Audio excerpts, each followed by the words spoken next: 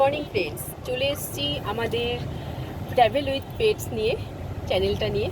আজকে আমাদের মেন আকর্ষণ হচ্ছে র্যাফেলকে নিয়ে আমরা চলেছি আমাদের বাড়ির উদ্দেশ্যে।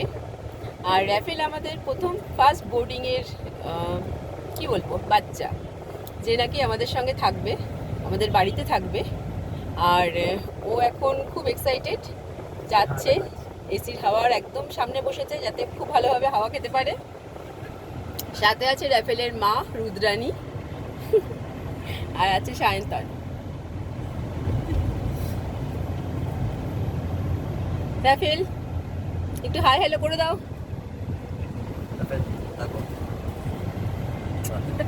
হ্যাঁ,